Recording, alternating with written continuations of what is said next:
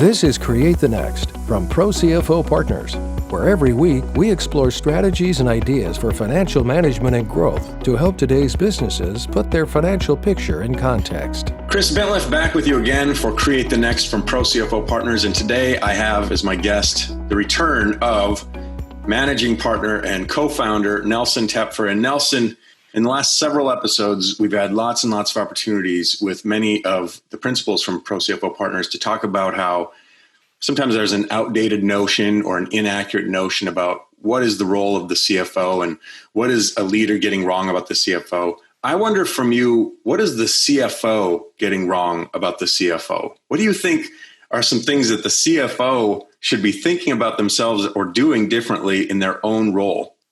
Sure, Chris. Great to be back again. Thank you for having me. So the CFO role is always an interesting one from different perspectives. I've held several of them, as have many of my team. We've held several of these internal CFO roles.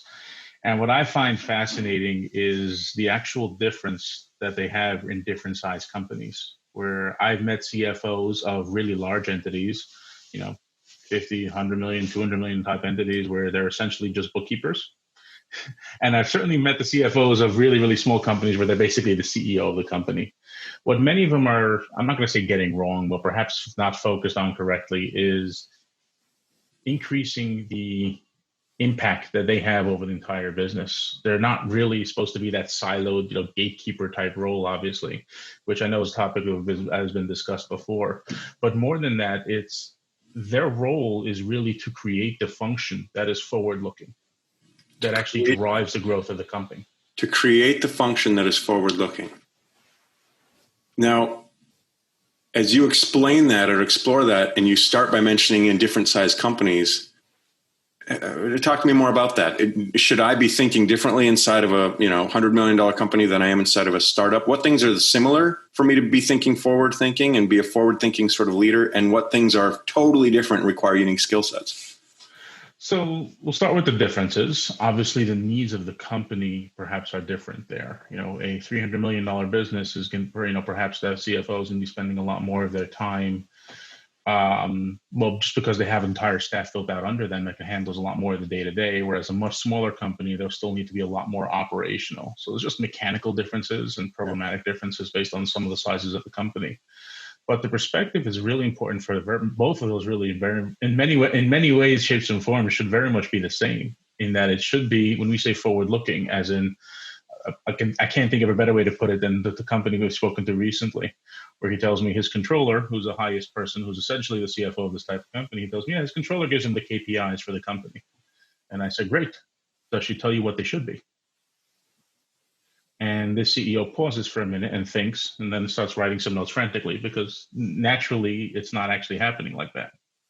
So what a lot of CFOs are doing is reporting realities, but not how to change them, how to affect their growth, how to affect that evolution. So they become that almost like, okay, this is what happened, this is our performance, and it's like, okay, great, but what happens next? What do we do with that? And that's why when we talk to a CEO of a business who also has 9 people in his accounting department, he's got a VP of finance there who's essentially the CFO, and he tells me, he doesn't have that strategic partner, and that's what he's looking for in the CFO. He's looking for that strategic partner who will say, okay, this is what we're trying to do with these initiatives. This is how we're going to measure how well this happens, or this is the plan we're going to put in place to add 10% growth next year. He's looking for that, and he doesn't have it with his current team, despite the fact that this is a large company with, I said, 9 or 10 people in their accounting and finance function. Now, what's interesting about that is I imagine there are a lot of CFOs who, when they came into the organization, or maybe they came up for years and years and years, that role, that ability to sort of report intelligently on lagging indicators was valuable. But now, it is valuable. No, it is very valuable. You can't get to the next part of it without having that in place. So it's an essential part of the process. The problem is when it doesn't translate into what comes next. And that's got to be kind of a visionary mindset. I mean,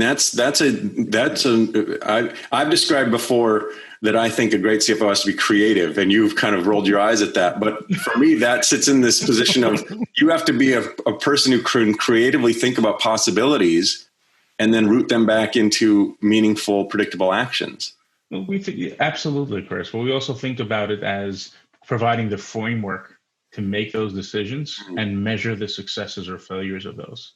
A company that decides they want to do a strategic initiative, we need to build a framework around how we're measuring how successful that is, when to say we want to put more resources towards it, when to say we need to cut our losses and move on to something else. So that's what that strategic partner to that CEO becomes, is how do we create this system and process around those decisions that actually, A, measure the success, but B, also define which are the things we want to actually invest in to drive the company's growth.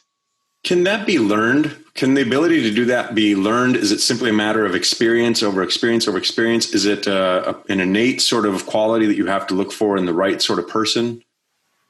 So it's pretty interesting. I've actually seen both. I've seen the ones who do it innately, and I've seen the ones who obviously it was not innate to them, but they've learned it through their experience, which I find fascinating when you see the different profiles of really successful CFOs. And we do, because those are the people we look to bring onto our team. And the profiles are so different. We get asked this very often for anyone from the executive level. I remember, I think just like a CEO or a business owner, it's more important that they know their own strengths and weaknesses. Yes. So again, as they're growing in the organization, they build the teams around them that support what they're doing. I remember being asked by a younger CEO, and he says, "Have you work with a lot of businesses. Have you come across, what's the profile that the successful CEO needs to be?" And I said, "I've seen every profile be successful. But every single one of those knew about themselves what made them successful." Interesting point, because then that if you have that self-awareness, you can also say, and this is the sort of organization that I will excel in. And this is the sort of organization that somebody else will be better equipped to be in. Absolutely. And very often, interestingly enough, that's what I see defines what the CFO ends up doing, is what's in place in that organization before them. So again, a really, really good CFO will come in and change over an organization.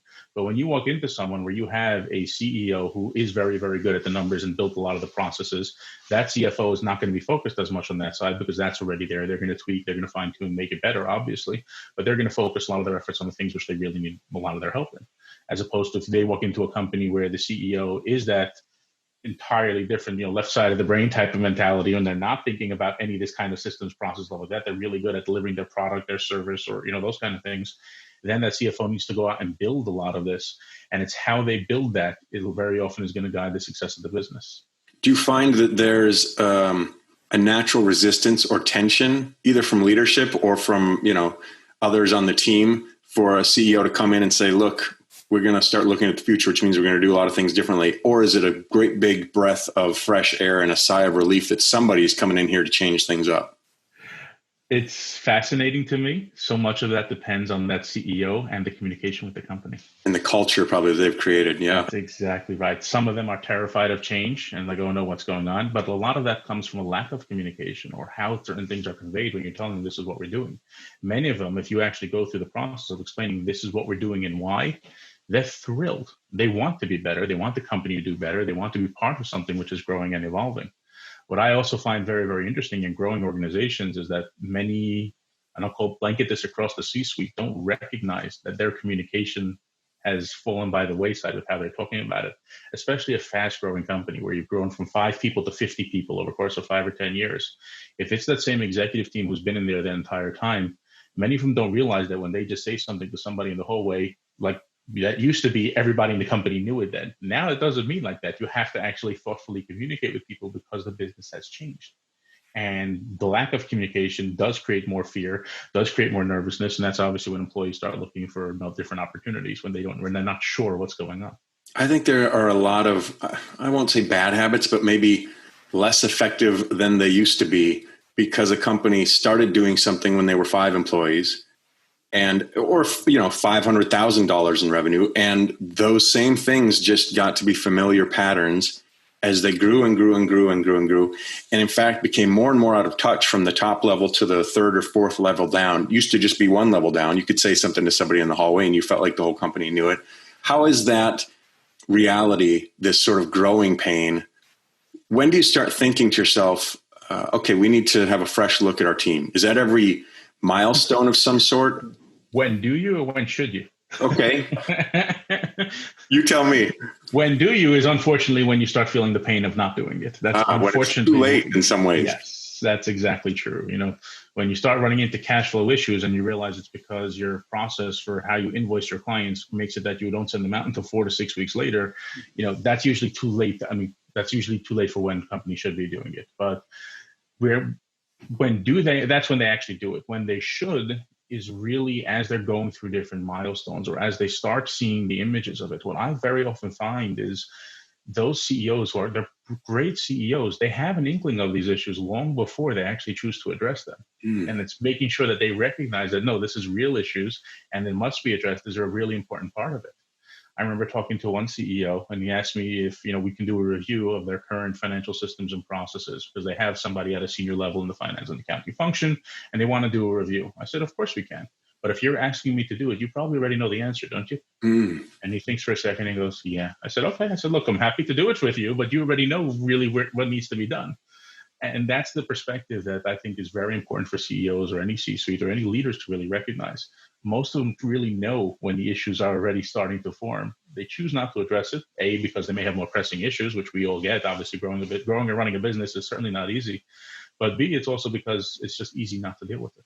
It's easier not to deal with it than to try and tackle it. And unfortunately, when you let certain things like that lie and then they grow and fester, it usually creates far bigger issues. And exponentially. I mean, what is really tough now, 50 more hires from now, or $500 million more dollars from now or whatever, you thought it was tough then, it's going to be really something that you got to think about.